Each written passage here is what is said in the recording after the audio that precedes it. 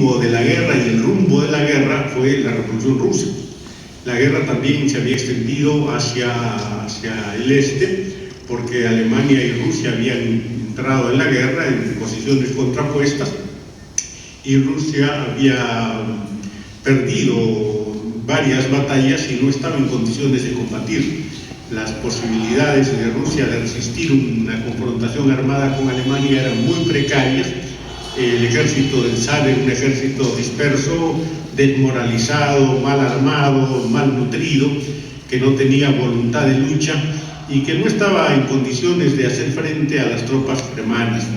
Pero al mismo tiempo, en el ejército ruso había ya una fuerte resistencia a este tipo de acciones bélicas y más bien había aprendido en buena medida el trabajo de los bolcheviques que venían elaborando entre las tropas rusas desde 1905, desde los años de las barricadas de Moscú.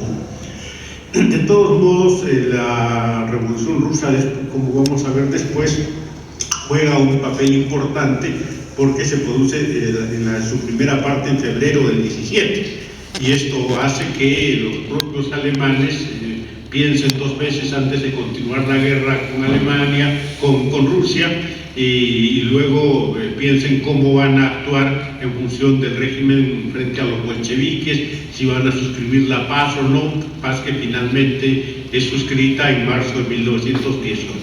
Entonces hay un periodo significativo y un cambio de posiciones del gobierno alemán, que además tiene que ver con el hecho que Alemania ya en 1917, después de haber fracasado en la batalla de Verdún, está prácticamente derrotada y va a tener que capitular, y esto va a significar la caída del canciller del rey, del rey de Guillermo. Entonces va a cambiar el régimen alemán y va a surgir la primera república alemana con Friedrich Ebert como el presidente del gobierno.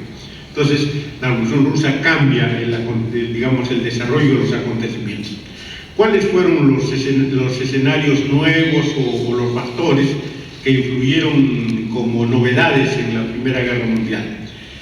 Una de las experiencias más importantes ciertamente fue el surgimiento de la artillería como la fuerza fundamental, la fuerza de la confrontación principal. La artillería pasó a jugar el papel determinante en la lucha entre ejércitos. La artillería se coronó como la más importante fortaleza del combate entre ejércitos. En segundo lugar, la generalización de las trincheras. Las trincheras se convirtieron también en las principales herramientas de defensa de los países, de las ciudades, de las aldeas, de los pueblos, y las barricadas en las ciudades, en las zonas urbanas, fueron la manera como las poblaciones se defendieron también de la presencia militar. El papel del fusil fue también altamente significativo. Fue un fusil ciertamente más avanzado que los fusiles del siglo anterior, pero por supuesto lejos de la calidad de la fusilería que operó en la Segunda Guerra Mundial. En todo caso, la Primera Guerra Mundial mostró la importancia de los avances en la tecnología, en la industria bélica, pero sobre todo la Primera Guerra Mundial fue una demostración de cómo el capitalismo busca encontrar solución a sus propias crisis económicas a partir de la economía de guerra. Es decir, cómo crea conflictos para generar necesidades bélicas, producir armas, vender armas y resarcirse de las derrotas militares y de las pérdidas económicas a partir de los beneficios que obtienen vendiendo las armas. Es decir, cómo la economía de guerra se retroalimenta desde la propia miseria en la que van cayendo los estados como consecuencia de los conflictos que se producen en cada país. La Primera Guerra Mundial evidentemente no permitió resolver la crisis del capitalismo. Se atenuó la crisis y se pospuso un poco, pero en absoluto se resolvió. Temporalmente se atenuó, pero volvió el XIX, como se recuerda. La Primera Guerra Mundial, sin embargo, lo que hizo fue polarizar el escenario mundial. Surgió el fascismo en Italia primero y en Alemania, en Bulgaria, en Hungría y en Italia primero y en Alemania después, y surgió el socialismo como expresión revolucionaria de los pueblos. El fascismo surgió como miedo, como consecuencia del miedo de la clase dominante ante el ascenso revolucionario de los pueblos y ante la revolución rusa. En realidad, después de la toma del poder por los bolcheviques el año 17, comenzó en el mundo a gestarse lo que se llamó la ola revolucionaria de los años 20, es decir, un conjunto de movilizaciones populares y de revueltas populares en las que se pregonaba la necesidad de hacer una insurrección como en Moscú, hacer una toma del poder del proletariado y construir la sociedad nueva. Eso que ocurrió en Rusia se repitió, bueno, en Finlandia, el año 18 hubo la República Soviética de Finlandia, que duró 10 días, la República Soviética de Baviera, que duró también pocos días, la República Soviética de Eslovaquia, que duró también pocos días, la República Socialista de Eslovenia, que también cayó muy pronto. Hubo algunos procesos un poco más prolongados, como por ejemplo la República Húngara. En el caso de Hungría cayó la regencia, se produjo el gobierno del conde Károlyi. El conde Károlyi estuvo 6 meses en el gobierno, pero terminó entregando el poder a los bolcheviques y surgió la República Húngara de los Consejos bajo la dirección de Béla Kun, pero el gobierno de Béla Kun pudo mantenerse en el poder un tiempo, pero cayó como consecuencia de la acción contrarrevolucionaria y esto dio lugar a las matanzas más brutales que se recuerdan de la época, que fue la matanza de los comunistas húngaros del año 19. Mariátegui se refiere a eso también. El fascismo surgió también en Bulgaria. El general Zankov hizo una insurrección contra el régimen de la Unión Agraria Popular Búlgara, el gobierno de Stambolinsky, y estableció una dictadura horrenda. El general Zankov dijo que si había que matar a la mitad de Bulgaria para liberar a Bulgaria del comunismo, él estaba dispuesto a hacerlo, y lo hizo, mató a miles de búlgaros. Luego Jorge Dimitrov haría una insurrección contra eso, pero la insurrección fracasaría y se impuso entonces el fascismo en Bulgaria, como se impuso el fascismo en Italia. El fascismo fue definido por Dimitrov como la dictadura terrorista de los grandes monopolios. ¿Para qué? Para aplastar a los pueblos, para impedir el triunfo del socialismo. Eso fue el fascismo. El fascismo se impuso cuando el gran capital se dio cuenta que la democracia era insuficiente, la democracia burguesa, que la burguesía no iba a poder, a través de métodos y de formas democrático-burguesas, imponer su dominación. Que si se establecían regímenes democrático-burgueses, si se establecía el dominio de la democracia burguesa en sus formas tradicionales, esto no iba a dar lugar al triunfo del capitalismo, sino que iba más bien a derivar en revoluciones socialistas o en el triunfo del proletariado en diversos países. Y por eso es que prefirió el método de la confrontación directa, el método de la dictadura. Esta dictadura tiene dos características que derivan de la definición, que es una dictadura terrorista, y es una dictadura de masas. Una dictadura terrorista, ¿por qué? Porque utiliza métodos destinados a aterrorizar al pueblo. Aparecen ahí estos mecanismos que luego nosotros los hemos conocido en nuestros países: la desaparición forzada de personas, las ejecuciones extrajudiciales, la utilización de centros clandestinos de reclusión, todos los mecanismos estos de la guerra sucia que nosotros hemos conocido en el Perú en los últimos 20 años del siglo pasado, pero que se han conocido en Chile bajo Pinochet o en Argentina con Videla, son los mecanismos creados por el fascismo en esta etapa de la historia. Prácticamente fueron calcados de los regímenes fascistas de la Europa Central, de la Bulgaria de Sanco, de la Italia de Mussolini. Estos fueron los procedimientos.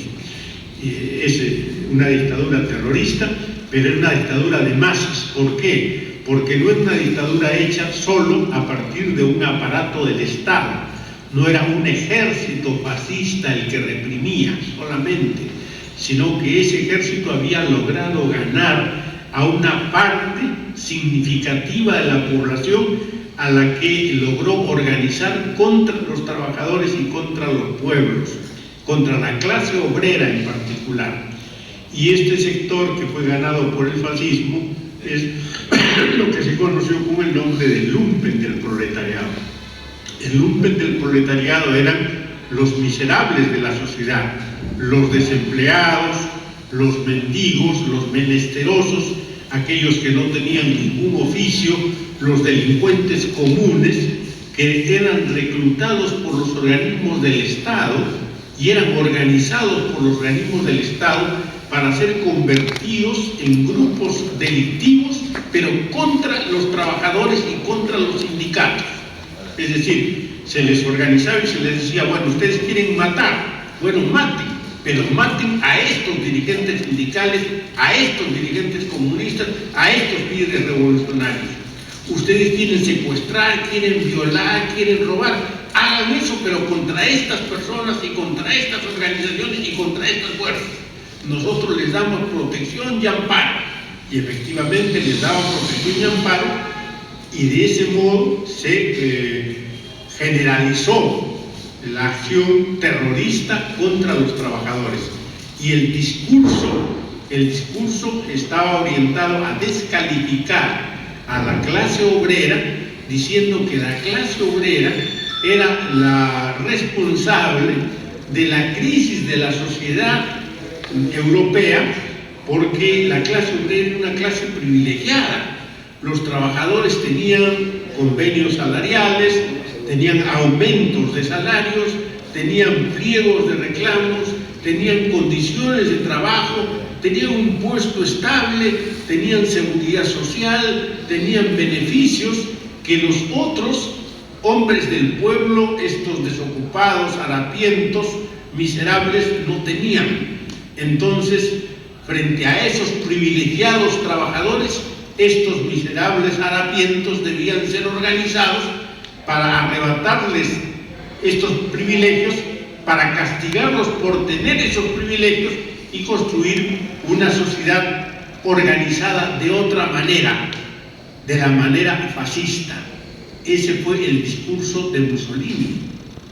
Era un discurso vacío, era un discurso sin consistencia, sin argumento. Por eso es pero un discurso bellamente elaborado y bellamente hecho. Por eso es que en la época se decía, cuando Mussolini habla, el cerebro descansa. Los italianos escuchaban embelesados el discurso de Mussolini. Mussolini era un gran orador, pero no decía nada. Parecía Alan García de nuestro tiempo, ¿no? Gran oratoria, gran retórica, pero sin ningún contenido. Cuando habla Mussolini, el cerebro descansa. Era una buena pasividad escuchar un discurso de Mussolini, porque podía limpiar un poco el cerebro de algunas cosas que a lo mejor no estaban bien. Bueno, en fin, lo real es que efectivamente la guerra asomó siempre como una guerra imperialista, fue una abierta confrontación imperialista. Los países imperialistas estaban luchando entre sí por el reparto de las colonias. Alemania tenía colonias, pero quería extender su dominio colonial, quería tener más colonias. Y no solo Alemania quería tener más colonias, Inglaterra quería proteger sus colonias, Francia tenía colonias. Era el mundo colonial el que estaba en cuestión. Por eso es que al final se ponen de acuerdo, y se ponen de acuerdo respetando básicamente el reparto del mundo colonial. Al final, cuando termina la guerra y van a firmar el Tratado de Versalles, se mantiene el orden mundial en lo que es el reparto del mundo colonial. Todo el reparto de colonias más o menos se mantiene. Ese reparto colonial se va a caer después de la Segunda Guerra Mundial. Antes, en la Primera Guerra Mundial, se mantiene el mundo colonial casi intangible. Lenin, desde el comienzo, tiene una posición clara frente a la guerra y define a la guerra como una guerra imperialista. Dice que la defensa de la patria es la defensa más chauvinista, es la expresión del chauvinismo social y del oportunismo total, y condena el marxismo prostituido a Kautsky. Lenin era sumamente duro en la confrontación con estos sectores que eran inconsecuentes en la valoración de lo que era la Primera Guerra Mundial. En este contexto, naturalmente juega un papel decisivo la socialdemocracia, la Segunda Internacional. Cuando se inicia la Primera Guerra Mundial, Lenin estaba en Polonia, en Voronezh. Se entera de la declaración de la guerra de Alemania contra Rusia, estando en Polonia el mismo 1 de agosto. Hay una cita importante, hay un libro bien interesante que si ustedes lo pudieran encontrar sería una maravilla, es Crónica de Lenin, datos sobre su vida y de su obra. Es de dos alemanes, Gerda y Hermann Weber, y fue hecho por la editorial Anagrama de Barcelona. Es la vida de Lenin, año por año y día por día. Todo lo que Lenin hizo, todos los años de su vida y todos los días de su vida. Es una cronología de su vida. Es una joya literaria que felizmente alguien me la hizo proporcionar fuera del país y que yo la he conservado siempre aquí como copia fotostática. El 1 de agosto, dice, Lenin se entera en Voronezh de la declaración de guerra de Alemania contra Rusia. Zinoviev le había dicho a Lenin, verá usted cómo los señores socialdemócratas de Alemania no se atreverán a hablar contra la guerra, se abstendrán de votar.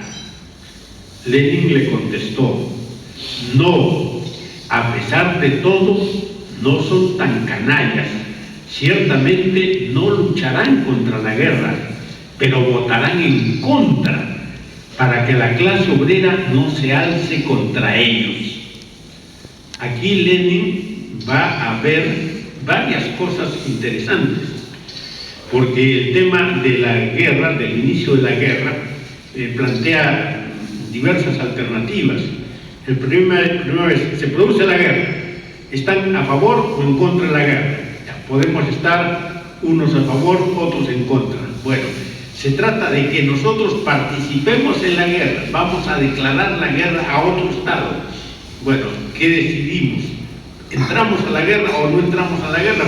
Podemos ver positivamente la guerra o negativamente la guerra, pero decidir no entrar, ya está.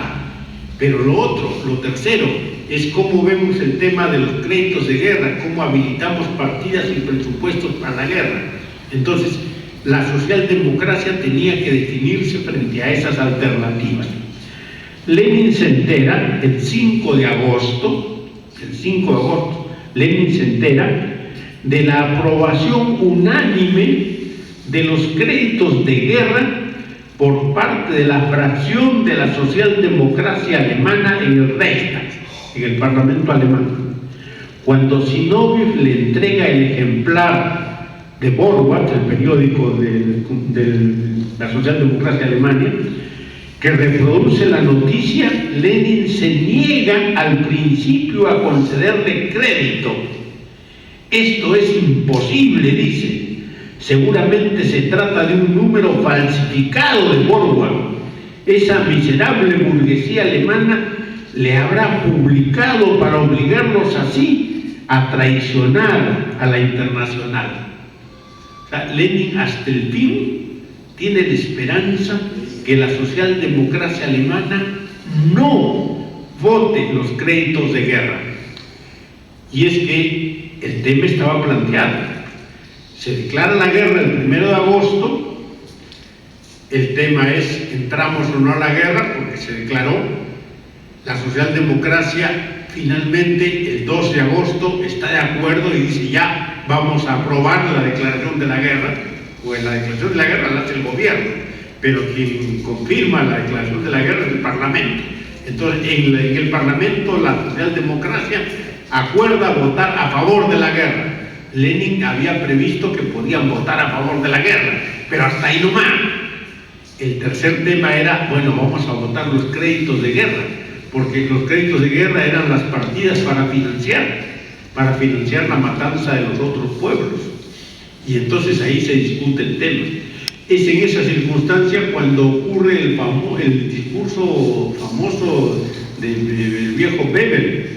Bebel fue un socialista, un revolucionario alemán de un gran prestigio, una gran autoridad, de una gran fuerza, porque además era un gran orador.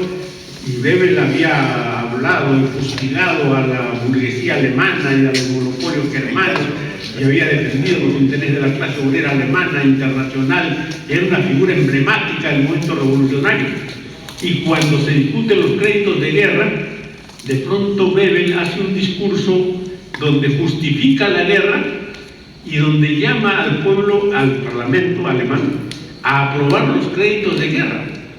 Y entonces los parlamentarios alemanes de la derecha, de la burguesía alemana, se quedan tan sorprendidos que lo escuchan a Bebel prácticamente sin interrumpirnos, como ocurría siempre. Y cuando termina Bebel, se produce un silencio sepulcral y luego una ovación cerrada, donde todos los parlamentarios lo aplauden a rabiar.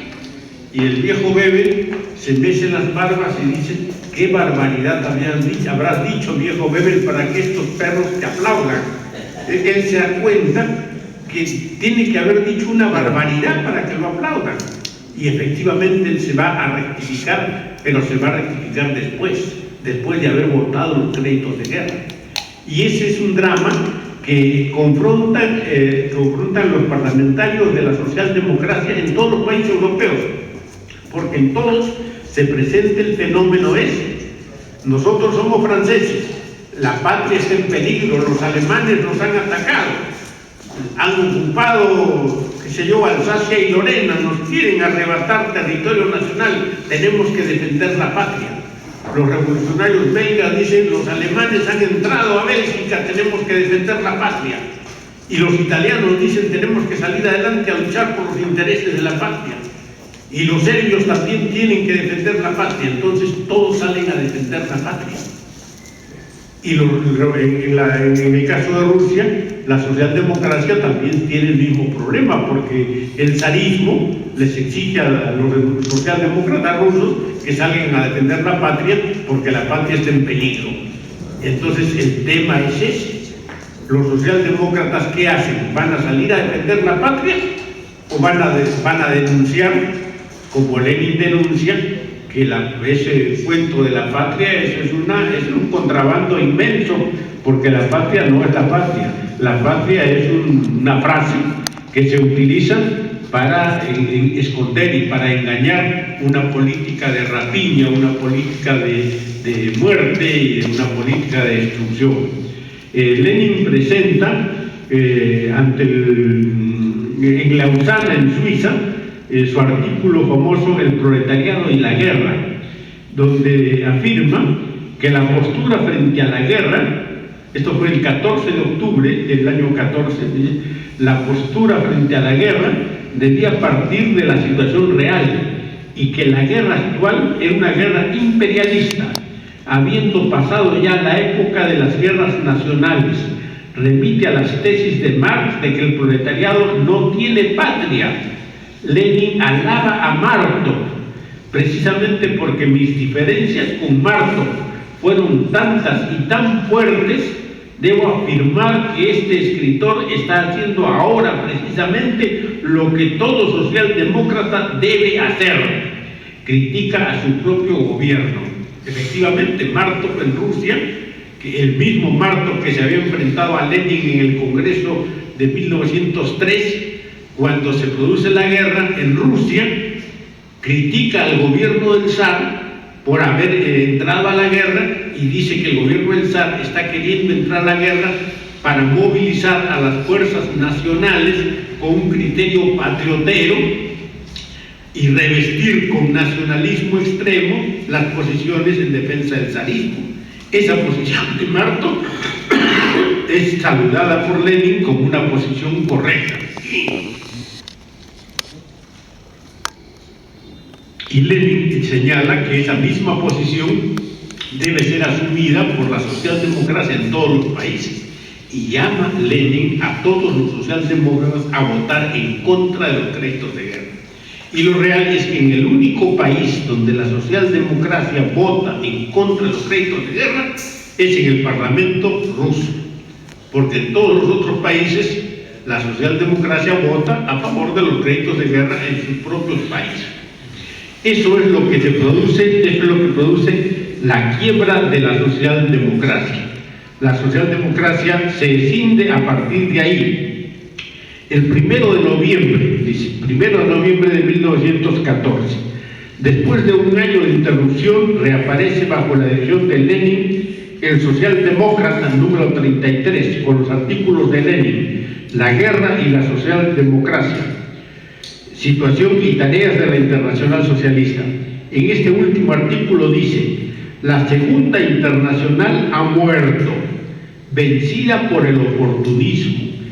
A la Tercera Internacional le corresponde la tarea de organizar las fuerzas del proletariado para el ataque revolucionario contra los gobiernos capitalistas, para la guerra civil contra la burguesía de todos los países, para el poder político, para la victoria del socialismo. Ya, Lenin tiene una posición bastante definida y sostiene lo que se ha llamado casi la tesis de la guerra contra la guerra. Hay que convertir la guerra exterior en una guerra interna. Esta no es una guerra de alemanes contra franceses, sino es una guerra de los obreros franceses contra los capitalistas franceses y de los obreros alemanes contra los capitalistas alemanes. Y en Rusia no es una guerra de los obreros rusos contra los obreros alemanes, sino los obreros rusos contra el zarismo, contra el régimen zarista, contra la dominación imperante en Rusia. Esa es la posición de Lenin. Y esa posición se convierte en la posición de los bolcheviques, que quedan aislados en los congresos de la socialdemocracia. Y quedan aislados porque la organización de los congresos de la socialdemocracia es una organización de tipo nacional, es internacional pero al mismo tiempo nacional. ¿Por qué? Porque no se aglutinan en función de las tendencias que representan en cada país, sino en el hecho de que son representantes de cada país. O sea, la socialdemocracia alemana tiene un voto, la socialdemocracia francesa tiene un voto, la socialdemocracia belga tiene otro. Entonces la socialdemocracia rusa tiene un solo voto, pues, y es la socialdemocracia rusa, nada más. Y los otros, cada uno tiene uno, pero dentro de los alemanes había distintas tendencias. Prima un criterio, el criterio patriotero, nacional, oportunista. Eso ocurre en las otras socialdemocracias en otros países, y entonces hacen una mayoría que es una mayoría, oportunista, es una mayoría patriotera, nacionalista, chauvinista. Eso es lo que lleva al fracaso a la socialdemocracia. Eso quiebra la socialdemocracia. El objetivo de Lenin, dice, la guerra imperialista entre las naciones sea convertida en una guerra de clases al interior de cada país. Esa es la concepción de Lenin en septiembre de 1915 en el Congreso de Zimmermann. Este Congreso de Zimmermann es el congreso más importante que la socialdemocracia puede hacer en ese periodo, y es un congreso en el cual justamente lo que se hace es llevar el tema de la guerra al debate de los pueblos, al debate de las fuerzas más progresistas. Aquí está el Congreso de Zimmerwald, está por acá. Es la página 185. No está por acá. Bueno, se me ha perdido ese Congreso de Zimmerwald. Bueno, pero no importa. El Congreso de Zimmerwald es importante porque es el evento en el cual la socialdemocracia busca formular un llamamiento en torno a la paz. Y, digamos, frente a la tesis de Lenin de que hay que hacer guerra a la guerra, convirtiendo la guerra en una guerra civil en el interior de cada estado, finalmente el criterio que se impone es el llamamiento a la paz, a impedir que la guerra continúe, detener la guerra. Por lo menos ese es un llamamiento, digamos, de transacción que finalmente va a servir de alguna manera, porque el propio Lenin lo va a asumir como un paso. La posición de Lenin no es aprobada en el Congreso de Zimmerwald, pero sin embargo Lenin va a reivindicar la resolución de Zimmerwald y la va a convertir en bandera de lucha, diciendo que no es la posición más justa, pero que es una posición estratégicamente justa porque va a permitir levantar la tesis de que no puede continuar la guerra, que los ejércitos no pueden continuar la guerra, que lo que hay que hacer es deponer las armas y que si los soldados deponen las armas en todas las trincheras, la guerra va a terminar. Y ese es el llamamiento que finalmente van a hacer los bolcheviques en Rusia. En Rusia, el año 17, lo que hacen los bolcheviques es simplemente no continuar la guerra. Y Trotsky va a levantar después la consigna esa: ni paz ni guerra. No hacemos la paz, no firmamos la paz, pero tampoco hacemos la guerra. Claro, esa ya es una deformación de la tesis de Lenin, pero en todo caso, la tesis original de no continuar la guerra se convierte efectivamente en una herramienta de acción para impedir que continúe este conflicto. Las figuras del socialismo de la época, sin embargo, entran en crisis por estas concepciones nacionalistas, chauvinistas. Grandes figuras como Jean Jaurès, por ejemplo, claro, él después va a sufrir un atentado en el año 18, pero en la última etapa de su vida él también cae en este tema en el Parlamento francés. Él es uno de los que vota a favor de los créditos de guerra. Y George Bebel también. Bueno, Friedrich Ebert peor, porque él se convierte en el presidente del gobierno alemán en posiciones belicistas. Y hay una segundilla de la socialdemocracia, sobre todo alemana, donde están hombres, personalidades como Noske, que son simplemente cancerberos de la burguesía y al final van a terminar de sirvientes del gran capital. En todos los casos, esos socialistas, entre comillas, actuaban en función de su propio país. Ellos hablaron de su patria, cayeron en el patrioterismo, que no es lo mismo que el patriotismo. La frase de Marx, esa de los trabajadores o los proletarios no tienen patria, es una frase muy puntual. Se refiere a que los intereses de la patria, entre comillas, no reflejan los intereses del proletariado. El proletariado tiene patria, pero es la patria que él mismo está en condiciones de construir y es la que está en condiciones de defender. No es aquella en la que sufre la explotación y la guerra. No es aquella patria donde está sometido a todo tipo de vejámenes. No es aquella que le mezquina todo: la salud, la educación, el trabajo, el salario, la organización. Esa no es su patria. Es la fuerza expoliadora que vive a expensas de su trabajo, que lo tienen marginado y discriminado. Entonces, eso hay que considerarlo bien. En realidad, cuando se pretende responder a la pregunta ¿por qué la socialdemocracia cayó en esta deformación y en esta crisis?, hay que decir que lo hizo primero por razones económicas, porque ellos llegaron a la conclusión de que ellos podían ser el poder en sus países si es que conservaban digamos, el dominio del aparato del Estado, ellos podían acceder a posiciones de gobierno y convertirse en el poder en sus países.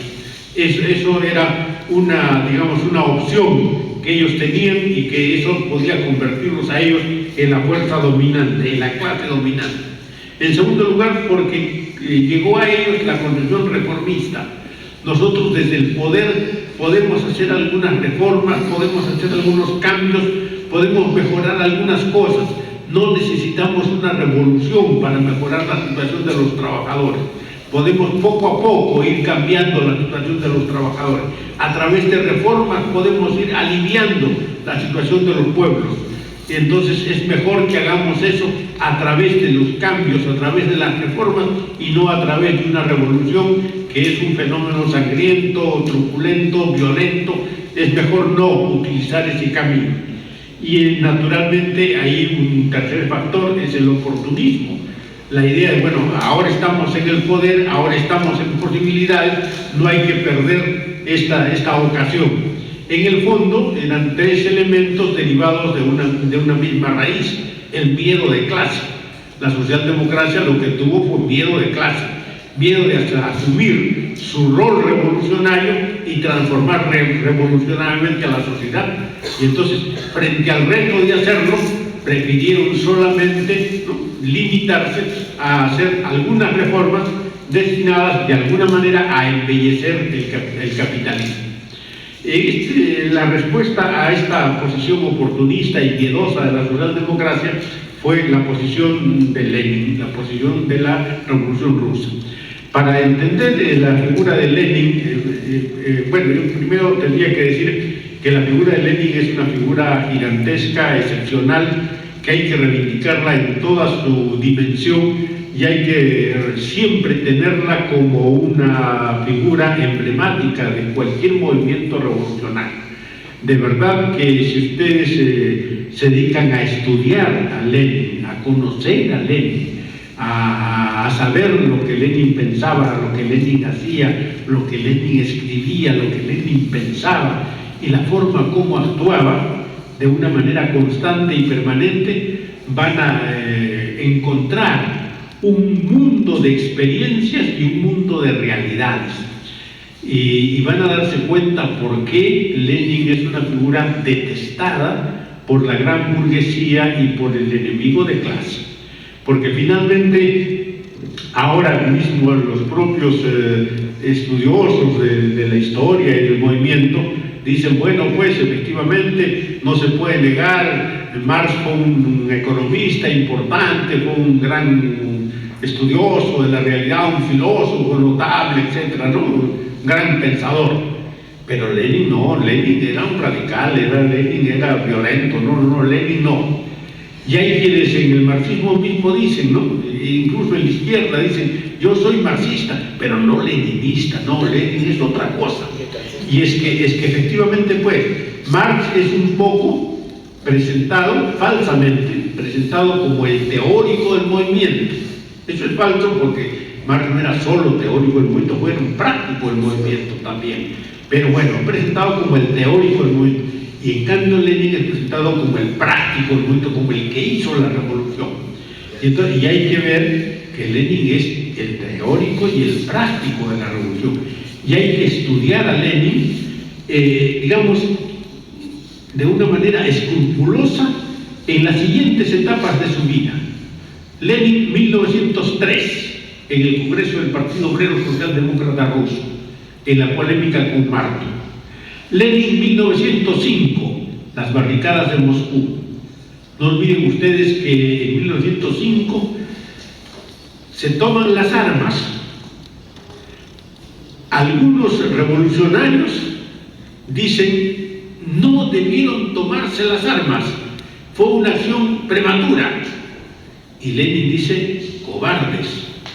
Nunca se dice, no debieron tomarse las armas. Se dice, debió tomarse las armas con más fuerza, con más vigor, con más violencia y con más participación ciudadana. No hay que negar una acción armada, hay que respaldarla. Y si no se participa en ella, hay que verla con simpatía, porque es una lucha del pueblo cuando verdaderamente es una lucha del pueblo.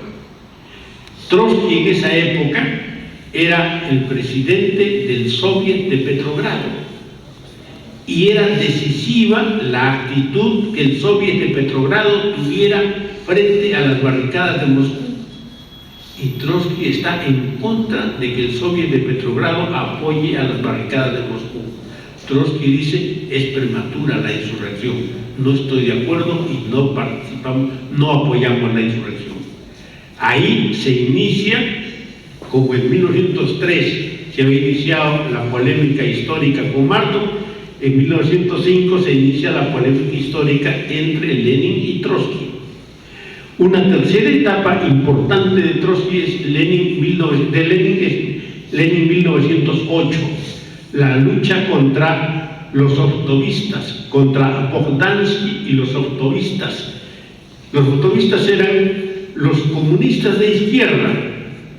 Lenin había sido partidario de no participar en la Duma en 1905, porque era una Duma fraudulenta, de no participar en las elecciones de la Duma en 1906, pero en las elecciones de 1907 Lenin es partidario de participar en la Duma para utilizar la Duma, para utilizar la campaña electoral de ese año con fines revolucionarios, y los ortovistas están en contra. Lenin se enfrenta a ellos y dice que son radicales, que son extremistas y que no comprenden la necesidad de un viraje en el movimiento. Ese debate es muy importante. Luego en 1911 se produce lo que se llama la Liga de Agosto. La Liga de Agosto es una alianza de todos los grupos revolucionarios existentes en Rusia, menos los bolcheviques. Trotsky es el gran unificador de todos los grupos. Él se pone de acuerdo con unos y otros, todos los grupos, contra los bolcheviques. Y se presentan ante Lenin y le dicen, ya nos hemos unido todos y ahora queremos que usted venga con nosotros. Lo que querían era que los bolcheviques se sumaran a la alianza de todos esos grupos. Y Lenin le responde y dice, un momentito, antes de unirnos tenemos que dividirnos bien. Y hace el debate ideológico con ellos y los derrota en el debate ideológico. Y los quiebra, y la alianza, el bloque de agosto, desaparece en 6 meses. Y Lenin recompone el partido bolchevique a partir de 1912, desde Polonia.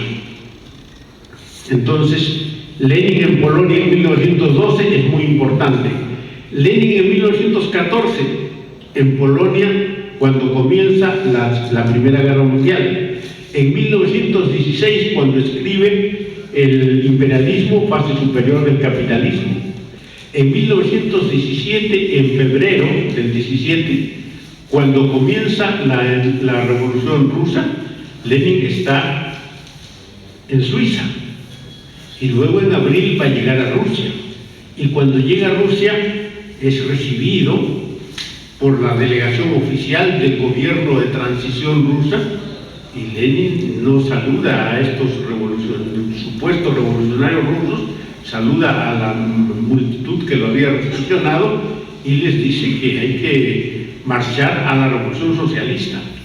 Y ahí se enfrenta a los propios bolcheviques que no estaban de acuerdo, porque Lenin viene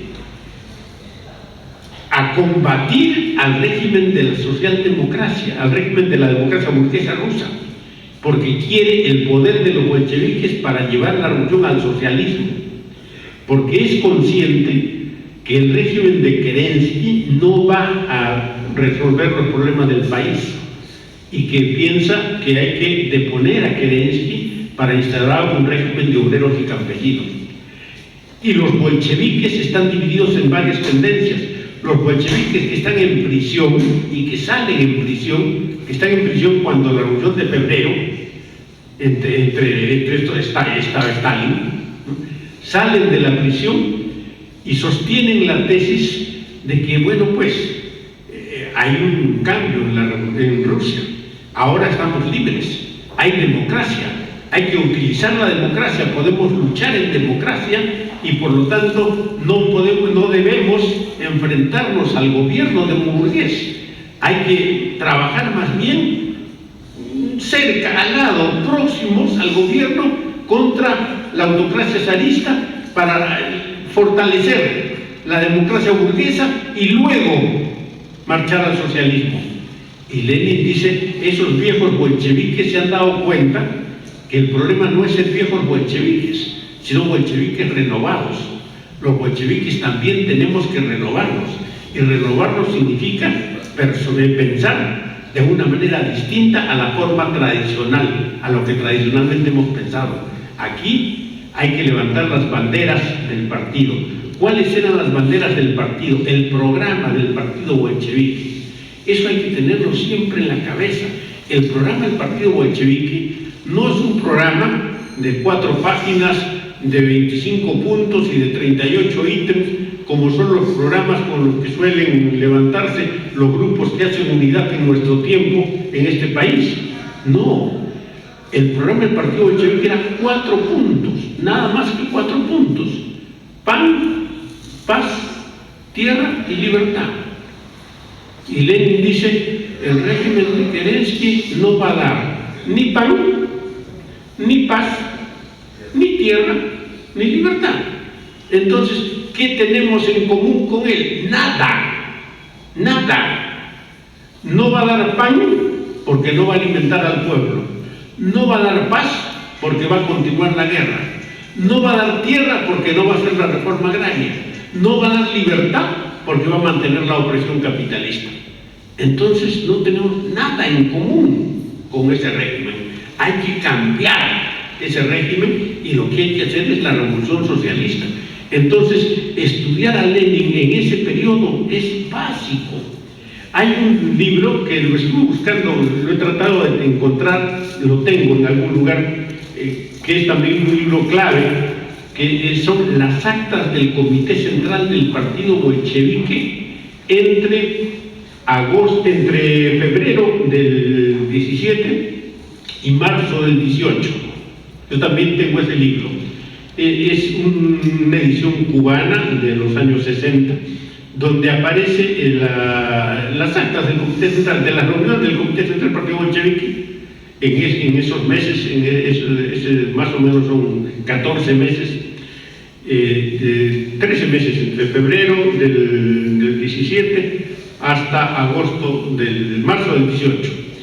Están las reuniones del Comité Central y las discusiones del Comité Central y las votaciones del Comité Central. ¿Cómo votaba?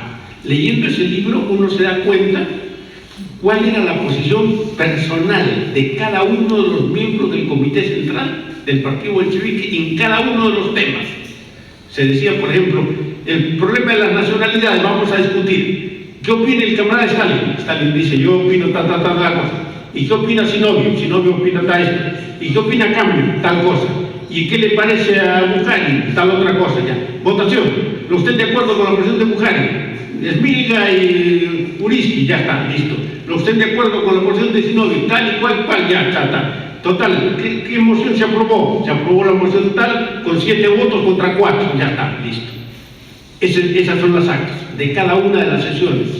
Bueno, estudiar esos documentos es clave para el conocimiento del desarrollo de la Revolución Soviética, de la Revolución Rusa, de la época, y además para tener una experiencia en el proceso revolucionario internacional, porque da una idea muy lúcida de lo que son las contradicciones en un proceso revolucionario. Las relaciones de Lenin y Trotsky, por ejemplo, son de antología. Lenin y Trotsky eran adversarios terribles, se decían barbaridades de todo tipo, y las posiciones de Lenin contra Trotsky eran muy claras, absolutamente definidas y violentas, y lo desenmascaraba Trotsky en cada cosa. Pero hay dos hechos que son muy importantes en la vida de Lenin. Cuando Lenin decide finalmente que ha llegado la hora de hacer la revolución en Rusia, llega a la conclusión de que necesita a Trotsky en el Comité Central del Partido Bolchevique. y lo llama. Y lo llama en 1916, antes de la Revolución de Febrero, y le dice que vuelva a Rusia porque necesita su participación. Efectivamente, Trotsky llega a Rusia, se entrevistan y Lenin decide incorporarlo al partido, pero incorporarlo al comité central del partido bolchevique. O sea, no a cualquier organismo, no a cualquier instancia, sino al comité central del partido, para la tarea de ayudarlo a organizar la revolución. Cuando se produce el 6º Congreso del Partido Bolchevique en agosto del año 17, ese Congreso se produce después de las matanzas de julio. Las matanzas de julio habían ocurrido cuando, digamos, el gobierno de Kerensky, el gobierno de la democracia burguesa, tenía miedo de que los bolcheviques pudieran tomar el poder, es incapaz de resolver los problemas del país y decide reprimir, decide recurrir a la violencia y decide reprimir, y decide utilizar la represión más brutal, y entonces ilegaliza al partido bolchevique, persigue a Lenin y ejecuta las matanzas de julio, que es el fusilamiento de la gente en la calle, dispersa con fusilería a la población. Hay un incidente bien interesante. Cuando se producen las matanzas de julio, un juez da la orden de detención de Lenin, acusándolo de ser espía alemán y de estar al servicio del enemigo de Rusia. ¿Saben ustedes cómo se llama ese juez? Ese juez se llama Dzerzhinsky. Sí, Dzerzhinsky. Este juez, años después de la muerte, después de la Revolución Rusa, se pasa a los mencheviques. Era menchevique en ese momento, era menchevique y era juez del régimen de burgués. Se convierte sigue siendo menchevique. Luego, el año 20 o 21, deja el partido menchevique y se acerca a los bolcheviques. El año 22-23 se convierte en militante del partido bolchevique. Y después Stalin lo convierte en juez y lo convierte finalmente en el fiscal supremo de la URSS, y es el que representa al poder soviético en los juicios a los miembros del comité central del partido bolchevique en los años 36, 37 y 38. Vyshinsky es el juez, el fiscal Vyshinsky.